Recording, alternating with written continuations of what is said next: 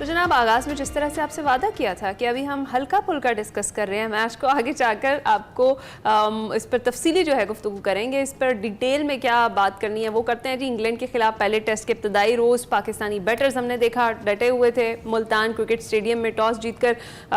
कल के खेल की बात करें तो शाहीनों ने पहले बैटिंग लाइन को आजमाने का फैसला किया, ताहम जो ओपनर साइम अयूब वो 4 के इनफरादी और 8 के मजमूई स्कोर पर आउट हो गए। पहली विकेट जल्द गिरने के बाद शान मसूद और अब्दुल्ला शफीक ने इनिंग्स संभाली और दोनों के दरमियान 253 रन की शिरकत जो है वो काम हुई और शान मसूद 151 और अब्दुल्ला शफीक 102 रन बनाकर आउट हो गए। और कौमी टीम की दूसरी विकेट 261 रन पर अब्दुल्ला शफीक की सूरत में गिरी थी, जबकि मजीद 2 रन बाद 151 रन बनाने वाले शान मसूद भी पवेलियन लौट गए थे। पाकिस्तान की चौथे आउट होने वाले बल्लेबाज बाबर आजम थे जो 30 रन बनाकर पवेलियन लौटे और 35 रन पर not out Saud Shakeel, night watchman Naseem Shah ने दूसरे रोज खेल का आगाज किया है। इंग्लैंड की जानिब से गस एटिंगसन और क्रिस वॉक्स जबकि जैक लीच ने एक विकेट हासिल की है। आपको ये भी बताएं कि इस वक्त मैच जारी है और क्रीज पर मौजूद हैं दोनों खिलाड़ी हमारे। शान मसूद ने बहुत अच्छा नसीम शाह और सऊद शकील इस वक्त क्रीज पर मौजूद हैं। 151 रन की बात कर रहा था कि उन्होंने बनाए 3 सेंचुरियां बना दी हैं एक ही इनिंग्स में और अभी दूसरी इनिंग्स बाकी है। इसके अलावा 2 सेंचुरीज हमारे पास मौजूद हैं इस इनिंग्स में। बिल्कुल बहुत अच्छा आगाज है और हम अपनी टीम को बेस्ट ऑफ लक भी कहते हैं इस मैच को जीतने के लिए। एक बड़ा अच्छा आगाज होगा सीरीज। एग्जैक्टली, बिल्कुल। अहमद नजीब सत्ती हमें ज्वाइन कर चुके हैं, स्पोर्ट्स सज्जाकार हैं। अस्सलाम वालेकुम अहमद, गुड मॉर्निंग, कैसे हैं आप? जी वालेकुम सलाम, आप सबको भी गुड मॉर्निंग, अल्लाह का शुक्र है। अच्छा अहमद, क्या कहेंगे, कल का खेल जो है वो खत्म हुआ, हमने तो ज्यादा उम्मीदें बांध ली हैं, फिर क्या देख रहे हैं, कैसा आगाज किया हमारी टीम ने और आज अभी दूसरे दिन के खेल का आगाज भी हो गया?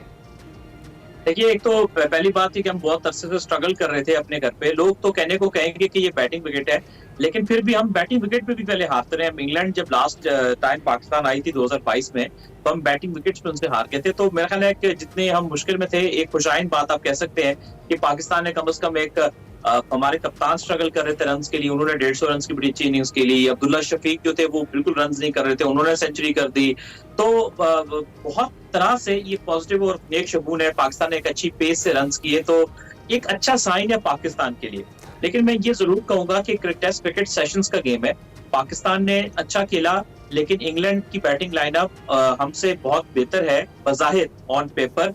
तो पाकिस्तान को कम से कम 500 या 500 से ज्यादा रन बोर्ड पे लगाने होंगे अगर उनको गेम के अंदर रहना है। वरना इंग्लैंड ऐसी टीम है, अगर जिस रफ्तार से हमने रन किए हैं, शायद वो हमसे बहुत ज्यादा तेज रफ्तार से रन करने की अहलियत रखते हैं। बिल्कुल। और अहमद ये बताइएगा कि इस वक्त हम देख रहे हैं दूसरा दिन जारी है और 4 विकेटें गिरी हैं और उम्मीद ये की जा रही है कि हमारे बल्लेबाज आज भी अच्छी कारकर्दगी दिखाएंगे। लेकिन अगर ये खेल आज भी जारी रहता है तो आपका क्या ख्याल है, ये खेल फिनिश होगा? क्योंकि अगर इंग्लैंड के खिलाड़ी जो बैट्समैन हैं उनकी एक लंबी बैटर्स की लाइन है, तो क्या वो उनको आउट कर पाएंगे पाकिस्तानी बॉलर्स? अच्छा, ये मैच का जो फैसला है ना, ये मैच की जो शक्ल है ये आपको नजर आना शुरू होगी जब चौथे दिन का खाने का वक्फा खत्म हो जाएगा। क्योंकि महसूस ऐसा होता है, वैसे हम 100% बात तो नहीं कर सकते, लेकिन पिच के मिजाज को देखते हुए महसूस ऐसा होता है कि जो ये खेल बढ़ेगा आगे, जो बॉलर्स के पांव पड़ते हैं तो एरिया रफ होता जाता है। तो उससे होगा क्या कि ये रफ जब ज्यादा होता जाएगा तो ये आखिरी 2 दिनों में जाके स्पिनर्स को मदद देगा। और फिर जो बाउंस है, वो खड्डे जो खुलेंगे ना, आहिस्ता आहिस्ता खड्डे खुलना शुरू हो गए, तो उस पर रख के बॉल कुछ उछल जाएंगे, कुछ नीचे रह जाएंगे, तो बैटिंग जाके आखिरी 1.5 दिन जो है वो मुश्किल हो जाएगी। ये महसूस ऐसा होता है देख के। तो मेरा ख्याल ये है कि अगर पहली इनिंग्स में पाकिस्तान एक बड़ा स्कोर कर ले तो पाकिस्तान के चांसेस रहेंगे कि वो गेम में डोमिनेट। अच्छी खबर है। अच्छा, तो अहमद जरा पहले बात कर लेते हैं ना अपने ओपनिंग पेयर की। वो एक बार फिर से फ्लॉप हो गया, अब्दुल्ला शफीक और साइम अयूब का जो ओपनिंग पेयर था हमने देखा फ्लॉप हो गया। क्या कहेंगे आप, तब्दीली की जा सकती थी, कोई ऑप्शन और जो है वो चूज किए जा सकते थे? बाबर पर भी जरा बात करेंगे इसके बाद, पहले इस पर जरा कॉमेंट करें। देखिए, उसमें होता क्या है कि ये ओपनिंग काफी मुश्किल गेम है। उसमें ये कि अब्दुल्ला ने तो चले सेंचुरी स्कोर कर दी क्योंकि वो बहुत वक्त से रन नहीं कर रहे थे, स्ट्रगल कर रहे थे। साइम ने ये था, साइम जल्दी आउट हो गए, लेकिन साइम का ये था कि बांग्लादेश के खिलाफ कुछ स्टार्ट लिए थे, इस मरतबा वो जल्दी आउट हो गया। उसमें होता यही है टेस्ट क्रिकेट में, कभी आपका साथी आउट हो जाता है कि ये पार्टनरशिप की गेम है, आपका साथी आउट हो गया, दूसरे साथी ने अच्छा साथ दे दिया शान मसूद वन डाउन के साथ, तो ये होता है, इसको कहते हैं कॉम्प्लीमेंट करना एक दूसरे को, कि अगर आपका साथी नहीं चला तो आपने कर दिया, आप नहीं किसी दिन चलेंगे तो आपका साथी आपसे बेहतर स्कोर कर देगा, तो ये टीम गेम इसको इसीलिए कहा जाता है। तो मेरा ख्याल ये है कि साइम अयूब स्टिल अभी बहुत यंग है, अभी उनको बहुत मेहनत करना है अपनी गेम के ऊपर, और अभी वो सीख रहे हैं। तो अब बाबर के बारे में क्या कहेंगे? 17 टेस्ट मैचेस में एक भी नेट सेंचुरी उनके सामने नहीं, आज भी 30 पर आउट हो गए हैं। इस हवाले से उनकी कारकर्दगी पर सवालिया निशान उठ रहे हैं। ये सवालिया निशान तो लाजमी बात है, क्योंकि वो पाकिस्तान के सबसे बेहतरीन बैट्समैन है, और जब आपका सबसे बेहतरीन बैट्समैन इतने लंबे वक्त से बेहतर परफॉर्म ना कर सके तो सवालिया निशान भी होते हैं, और सबके लिए बहुत परेशानी भी होती है। यकीनन बैट्समैन की अपने लिए परेशानी है। जो मैंने देखा है कि वो बहुत परेशान है, यानी वो खेल भी इस तरह से रहे हैं कि अपने बैटिंग स्टांस में उन्होंने कल एक वाज़ेह तब्दीली की थी, वो भी दिखा था कि वो बड़े चेंज होके अपने स्टांस को चेंज करके उन्होंने खेला, और कल वो सीधा सीधा बॉल खा गए। वो बॉल सिर्फ एंगल हो रहा था, ना वो ज्यादा स्विंग हुआ, ना ज्यादा वो सीम हुआ। बाबर आजम सीधा बॉल पैड पे खा गए, वो बिल्कुल क्रॉस चले गए थे, और मिडल और लेग स्टंप उन्होंने एक्सपोज कर दिया था सेकंड न्यू बॉल के ऊपर। तो बहुत परेशान है, यानी वो इतने मुश्किल वक्त से गुजर रहे हैं कि वो जैसे वो डूबते को तिनके का सहारा ना, हाथ पे हर जगह मारता है, मैं ये कुछ कर लूं, मैं वो कुछ कर लूं। वो बहुत कुछ करने की कोशिश कर रहे हैं कि किसी तरह से बच जाओ, लेकिन समहाउ मुझे लगता है वो एक मेंटल ब्लॉक में चले गए, और उनको इस मेंटल ब्लॉक से बाहर आने की जरूरत है। अच्छा, और हमने देखा कि शान मसूद की जो रूठी बैटिंग थी वो मान गई है। किस तरह से देखते हैं हमारे कैप्टन की करीबन 4 साल बाद टेस्ट में सेंचुरी है, कप्तान का वापस फॉर्म में आना टीम के लिए कितना फायदेमंद है? मैं ये तो नहीं कहूंगा कि वो फॉर्म में वापस आ गए, क्योंकि देखिए वो खेलते हैं इसी स्टाइल में। शान मसूद का ये है ना, 2 तरह के बैट्समैन होते हैं। एक बैट्समैन होता है जिनका डिफेंस बहुत मजबूत होता है, तो शान मसूद का डिफेंस इतना अच्छा नहीं है। वो बेस्ट वो क्या कर सकते हैं कि वो शॉट्स खेलते रहे, जो अभी वो खेलते हैं, ये गेम उनकी बेस्ट है कि वो शॉट्स खेलते रहते हैं। और आज क्या हुआ कि पहले क्या कर रहे थे, शॉट्स खेलते थे लेकिन बड़ी इनिंग्स नहीं लग पाती थी। कल क्या हुआ कि उन्होंने जब शॉट्स खेले तो वो खेलते चले गए, मेरिट पे खेलते चले गए, और कल जो भी लगी वो कनेक्ट होती गई, और उन्होंने 150 रन की इनिंग्स खेल दी। अच्छी बात है, खुशाइन बात है, यकीनन उनको एतमाद आया होगा, लेकिन ये पता तब चलेगा कि आप कितने कंसिस्टेंट रन करने में ना।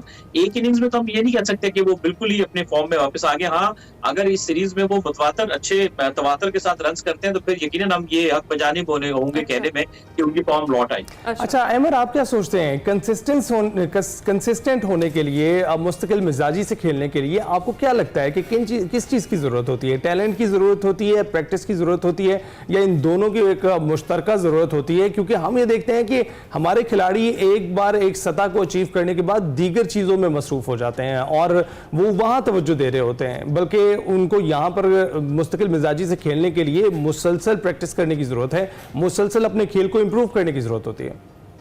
देखिए, अगर आपने बड़ा खिलाड़ी बनना है ना, तो आपने टेस्ट क्रिकेट में अपने आप को बड़ा बनाना है। टेस्ट क्रिकेट से ही इंसान बड़ा बनता है। बाकी formats, specially T20 cricket just like a fun cricket है। तो बात यह है कि आप फर्स्ट क्लास क्रिकेट हमारे खिलाड़ी नहीं खेलते। आप देखिए, आखिरी first class match Babar Azam ने 2019 में खेला था, उसके बाद नहीं खेला। उसकी वजह यह है कि नीचे की क्रिकेट में पैसे नहीं है, सीधी बात है।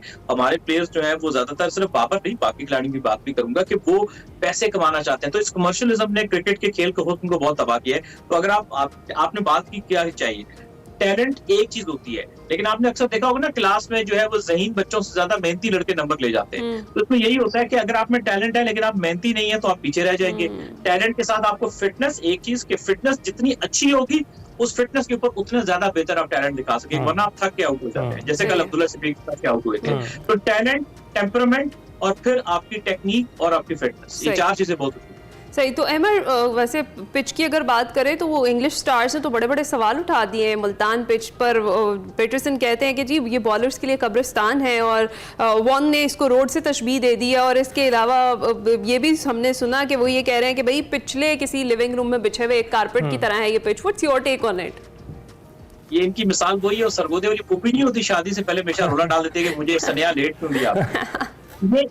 ये इनका हमेशा से स्टाइल है। ये इंडिया जाते हैं तो वहां पे स्पिनिंग विकेट बनती है तो इनके हमेशा इनके एक्स क्रिकेटर के ट्वीट आ जाते हैं, वो जी डस्टी पिच, जी डस्टी पिच, जी डस्टी पिच है। ये श्रीलंका जाते हैं, वहां पे स्पिनिंग विकेट बन जाए तो इन्हें रोला डालते हैं। अब पाकिस्तान में फ्लैट विकेट बना तो पहले दिन भाई आपने भी तो बैटिंग करनी है। पिछली बार आए थे फ्लैट विकेट, तो उन्होंने मार के हमारा बुरकस निकाल दिया था। वहां तो उन्होंने इस तरह की कोई बात नहीं की।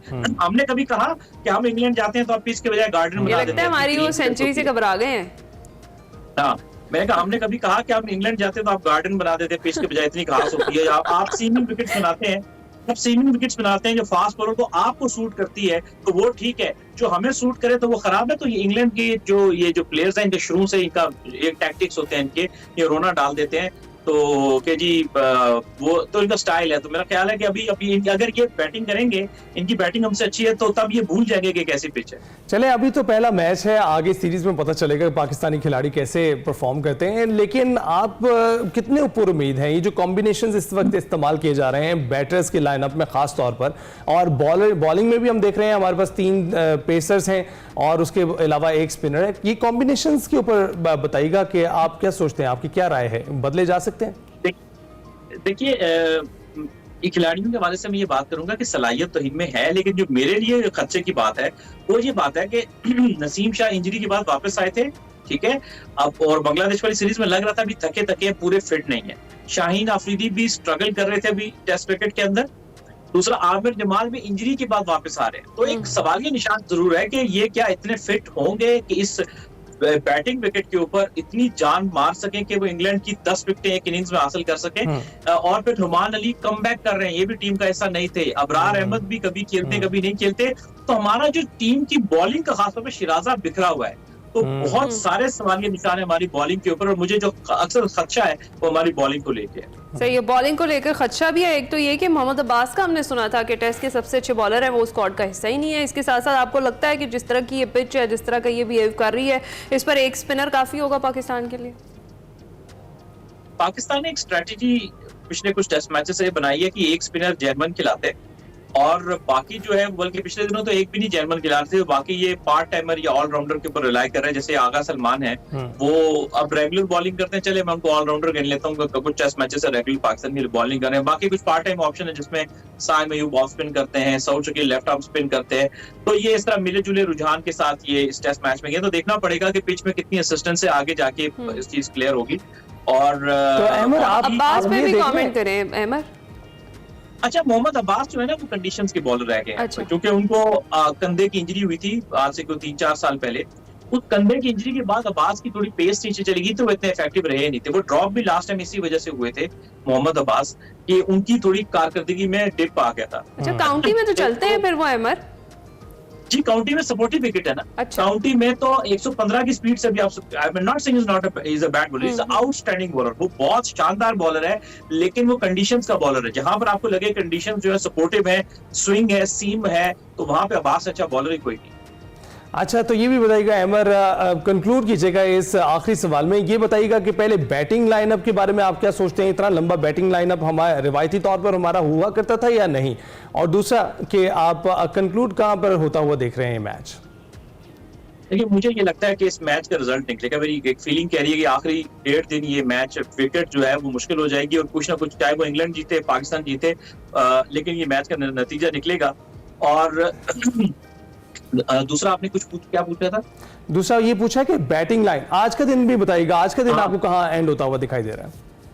जी, बैटिंग लाइनअप में ये था कि पहले एक टाइम पे ये होता था कि हमारी बैटिंग में प्रॉपर फास्ट बॉलर होते थे, वो बैटिंग भी बड़ी अच्छी कर लेते थे। जैसे अजहर महमूद अच्छे ऑलराउंडर थे, जैनमन रजाक थे, वकार सकलैन मुश्ताक वगैरह भी हैंग अराउंड करते थे, बल्कि सकलैन मुश्ताक साहब ने तो एक बार बड़ी यादगार पार्टनरशिप वसीम अकरम साहब के साथ लगाई थी।